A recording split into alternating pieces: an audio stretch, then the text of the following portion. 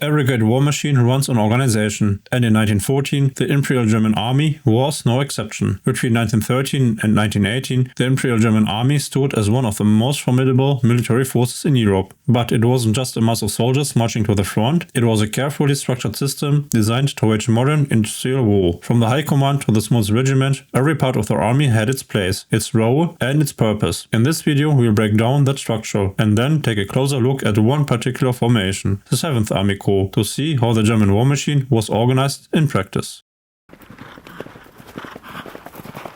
Military affairs in the German Empire were laid out in the imperial constitution. The armed forces consisted of the army, which included both the standing army and the Landwehr, the navy with its fleet and coastal defense forces, and the Landsturm, a reserve force for last defense. On paper, all land forces formed a single German army, but in practice it was a contingent army, built from units supplied by the Empire's federal states under a military agreement. In both peace and war, supreme authority rested with the Kaiser. He was not only the symbolic head of the army, but its commander-in-chief. At the federal level, oversight of the army and fortifications fell to a special committee of the Bundesrat. Alongside the presidency, at least 4 other states held seats in this committee. The chair was always the Prussian War Minister. The Reichstag, the German parliament, had very little say.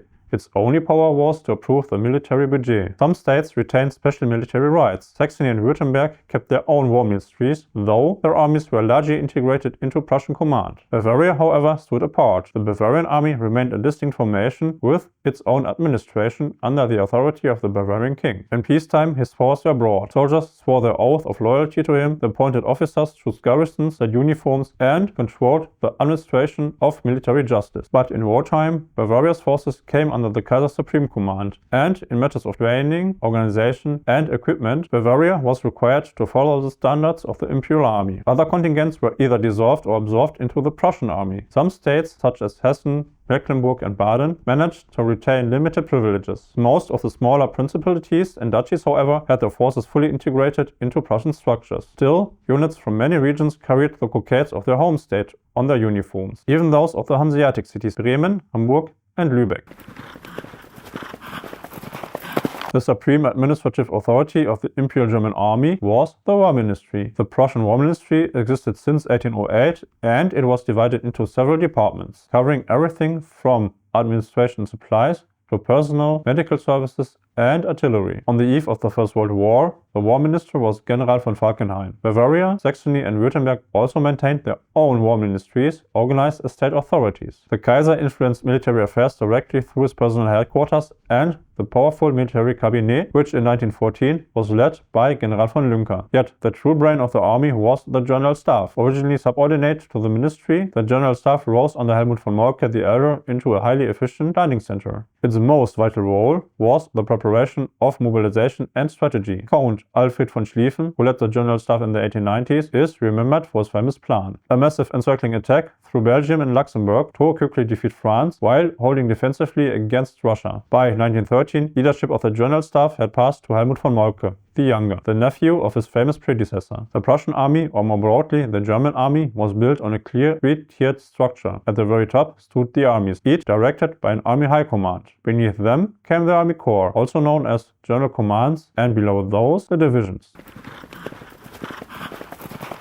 When the First World War broke out, these army high commands, the actual field armies, were created out of the 8 existing army inspections. Each army was led by a commander-in-chief, but he was never alone. At his side stood the chief of the General Staff, the true brain of the operation. His deputy was the Quartermaster General, responsible for logistics, supplies, and keeping the troops in the field. Like every level of command, whether an army, a corps or a division, the staff was divided into 4 main departments, each handling vital responsibilities. First, the Generalstab or the General Staff. This was the operations branch, campaign, planning, issuing orders and directing movements on the battlefield. The second, Adjutantur or Adjutant's department. It focused on personal matters and the day-to-day administration of officers and staff. Third, Gerichtswesen und Rechtsangelegenheiten, or judicial and legal affairs. It oversaw military justice, discipline and all legal questions within the army. The fourth, Quartiermeisterbereich or Quartermaster's branch. This one was divided into several specialized sections again. 4a, Intendantur und Kassenwesen, or Intendants and Finances. Supply, Management, Budgeting and Financial Administration.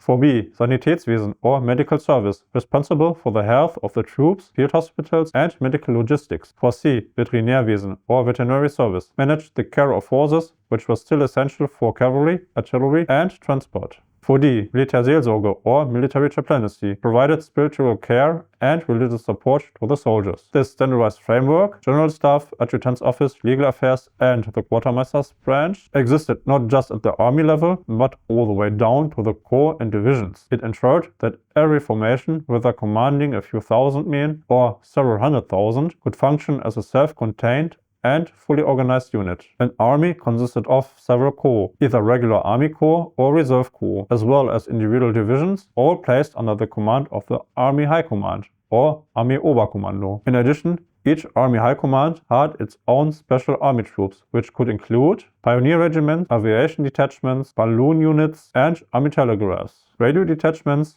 mixed Landwehr brigades for service in the rear areas, divisions held in army reserve, heavy foot artillery, storm battalions, machine gun sharpshooter detachments, mortar battalions, gas troops, and flamethrower units. During the war, Army High Commands were numbered 1 through 19, with numbers 13, 15, and 16 not used, alongside several special commands like the Army High Command South, the Niemen Army, the Buk Army, and the High Command of Coastal Defense. In addition to these main armies, the German command structure also created army detachments, or Armeeabteilungen, and army groups, or Armeegruppen. Army groups were subordinate to an existing army, whereas army detachments were smaller, self-contained armies in their own right. These included army detachments A through D, as well as detachments named after their commanders, like Grunau, Lauenstein, Mackensen, Schäfer, and Warsch. Similarly, army groups were often named for their leaders or areas of operation, such as Besela, Eben, Gallwitz, Gronau, Litzmann, Marwitz, and the Maas groups West and East. Beneath their army high commands stood the army corps, each directed by its general command, or Generalkommando, under a commanding general. A corps generally comprised between 2 and 6 divisions, though the exact number varied. Each corps also had its own corps troops, which could include 1 battalion of heavy field howitzers, 1 aviation detachment, 1 telephone detachment, 1 corps bridging train, 1 searchlight platoon, 2 munitions column detachments, 1 foot artillery munitions detachment, 2 supply train detachments. For a reserve corps, the corps troops typically consisted of 1 telephone detachment, 4 munitions detachments, 4 supply train detachments. For a Landwehr corps,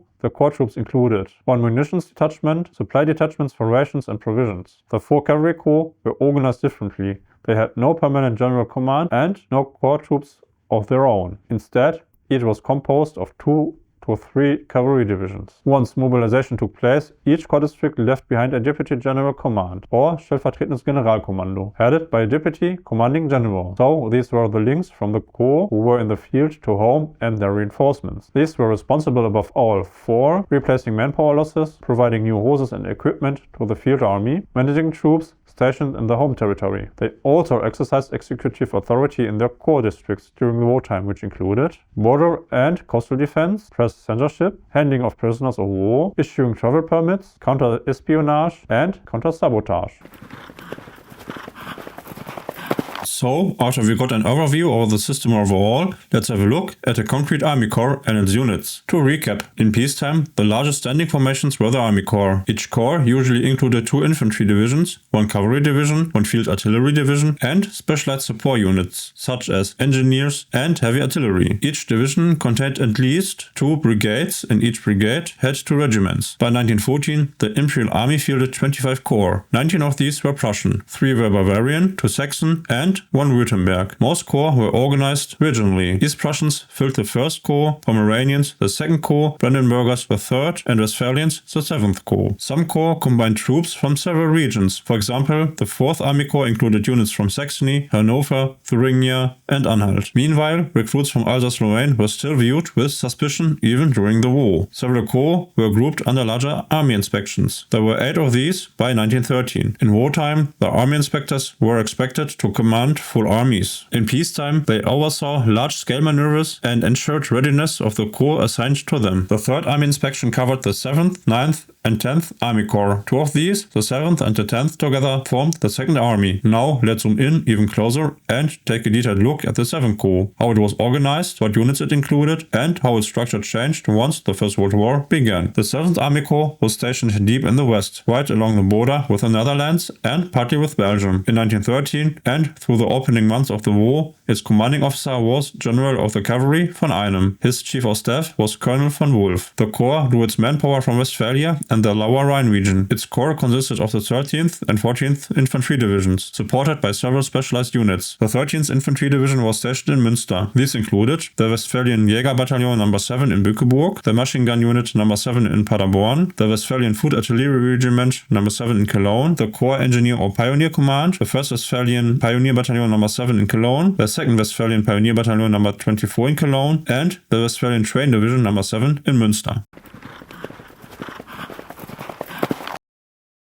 In 1914, the German army fielded 92 divisions in total, including Infantry, Jäger, Reserve, Landwehr, Ersatz, and Naval divisions. By 1918, this number had risen dramatically to 141 divisions. Looking at this map and seeing where the divisions are stationed, we can clearly see that at the border to France, we have a pretty high density of divisions. Up north, there are not so many to find. On the east, at the borders, we again find some more, but not even close to the density we have at the border to France. Then there are the Gauge regiments, who are in Berlin, hence some sort of concentration there. When we look at the brigades, which are in the divisions, looking at the density now, it becomes even clearer. Let's take a closer look at one of these divisions of the 7th Army Corps, the 13th Infantry Division. It was commanded by Lieutenant General von den Borne, with Captain von Platen serving as Chief of Staff. The division contained two infantry brigades, the 26th Infantry Brigade, with infantry regiments 55 and 15, and the 25th Infantry Brigade, with infantry regiments 158 and 13. Each regiment consisted of 3 battalions, and each battalion had 4 companies, plus a machine gun company. 5 companies in total. The companies were numbered consecutively across the regiment, from 1 to 12, with the machine gun companies marked separately as numbers 1, 2 and 3. The company itself was divided into 3 platoons, each split into 4 sections. The smallest unit was the squad, 8 men, led by a Lance Corporal. Altogether, our company had around 150 men, and 1 lieutenant. The 13th Cavalry Brigade was commanded by Major General Grünert. It consisted of 2 regiments, the 8th Hussars, which is our regiment of interest, and the 4th Cuirassiers. Each cavalry regiment had 5 squadrons. Tactically, a squadron was divided into 4 platoons, each split again into marching units. Administratively, these squadrons mirrored the company structure of the infantry, just adapted for mounted troops. The division also included the 13th Field Artillery Brigade, commanded by Colonel Klipfel. This brigade had 2 regiments, Field Artillery Regiment 58 and Field Artillery Regiment 22. Each regiment consisted of 2 batteries. A battery operated 3 guns, meaning a regiment had 6 in total. The smallest tactical unit there was the gun crew, the main operating a single piece of artillery. This was the structure of the 7th Corps in the summer of 1914, but with the outbreak of war, the organization changed. Cavalry was the first we restructured. Half of Ulan Regiment No. 16 was assigned to the 13th Infantry Division and the other half to the 14th Infantry Division, meaning that regiment became a divisional cavalry unit which had the following operational tasks: tactical reconnaissance in front of the division, reconnaissance and security patrols with the infantry regiments, placement of dispatch riders, some with relay stations, to provide communication first between the division and its infantry regiments, second between and within the infantry regiments. Both divisions also received medical companies, battalions of Pioneer Regiment No. 7 and their own train units for supplies and transport. At corps level, new specialist units were added: the Field Aircraft Detachment No. 18, Telephone Detachment No. 7, Foot Artillery Regiment No. 7 and a searchlight unit from the 7th Pioneers. The Corps also gained supply and support services, several munitions convoys and trains, 12 field hospitals, 2 horse depots and 2 field bakery columns. During mobilization in 1914, the peacetime structure of the divisions was abandoned and some of the cavalry regiments were assigned to new large units. Most of the cavalry of the 7th Army Corps was pulled out of it and reorganized into the 9th Cavalry Division. This new division consisted of the 13th Cavalry Brigade with the 4th Cuirassiers and the 8th Hussars, the 14th Cavalry Brigade with the 11th Hussars and the 5th Uhlans, and the 19th Cavalry Brigade with the 19th Dragoons and 13th Uhlans. In addition, the division included a horse artillery artillery detachment from the 10th Field Artillery, the 7th Machine Gun Detachment, and a pioneer unit. In total, the division had 24 squadrons of cavalry and 3 artillery batteries, 12 guns altogether. The 9th Cavalry Division first fought on the Western Front, but when the front settled into trench warfare, it was redeployed to the Eastern Front in November 1914. By the end of 1916 and the beginning of 1917, many of its horses had to be handed over for use elsewhere. Why that happened, we will look into it more in detail another time. At first, the division remained intact, but soon it was dissolved and reorganized into the Garde Kavallerieschützendivision. During the war, the cavalry arm diminished. At the start of the war, there were the Guard Cavalry Division and the 1st through the 9th Cavalry Divisions. By the end of the war, only 3 cavalry divisions remained, alongside 3 restructured cavalry rifle divisions, which fought on foot as infantry. This new formation was made up of dismounted cavalry regiments turned into infantry. It included Cavalry Rifle Command No. 38 with the 4th Cuirassiers, the 2nd and the 6th Mounted Jägers, and the Grodz Machine Gun Detachment, Cavalry Rifle Command No. 14 with the 8th and 11th Hussars and the 5th Uhlans, Cavalry Rifle Command No. 11 with the Grodz Cuirassiers, the Light Cuirassiers, and the 8th Dragoons, the 1st Squadron of the 4th Mounted Jägers, and as artillery support, the 3rd Grodz Field Artillery Regiment. The division also included modern support units, a bicycle company, an engineer battalion, a motor company, an air unit, an anti-aircraft battery, both telephone and radio detachments, several supply convoys, a medical company, a motorized truck column, and even 2 armored cars. It was commanded by Lieutenant General von Hoffmann. The Garde Kavallerieschützendivision continued to exist well beyond the end of the war. In fact, it played an important role during the post-war turmoil, fighting in the German civil conflicts of 1919 and 1920, including the suppression of the Spartacist uprising. The structure of the Imperial German Army was both highly centralized under Prussia, yet fragmented through the federal rights of states like Bavaria or Saxony. Within this complex system, the 7th Army Corps stood as a typical yet fascinating example. It mirrored the standard organization of corps across the empire: infantry, cavalry, artillery, and engineers, but it also reflected its regional character, with strong roots in Westphalia and the Lower Rhineland. Like the rest of the German army, the corps underwent profound changes once the First World War broke out. Cavalry formations were restructured, new technical units appeared, and by the war's later years, the corps and its divisions looked very different from their peacetime counterpart. The transformation of the 9th Cavalry Division into the Garde Kavallerieschützendivision symbolized this shift. Traditional horse regiments became modern infantry, supported by aircraft, telephones, motorized transport, and even armored cars. In the end, the 7th Army Corps was not just a military unit, it was a window into the broader story of the Imperial German Army. It shows us how tradition and modernity collided, how regional identities blend into a single imperial force, and how the demands of industrial war reshaped armies everywhere. To understand the 7th Army Corps is to understand a crucial part of how Germany went to war, how it fought, and how its military legacy endured long after the guns of 1918 fell silent. If you found this deep dive into the structure of the Imperial Army interesting, stay tuned. There's so much more to explore about the armies of the First World War. And if you want to follow along, make sure you don't miss the next chapter. So thank you all for watching, have a good one, and see you next time. Bye!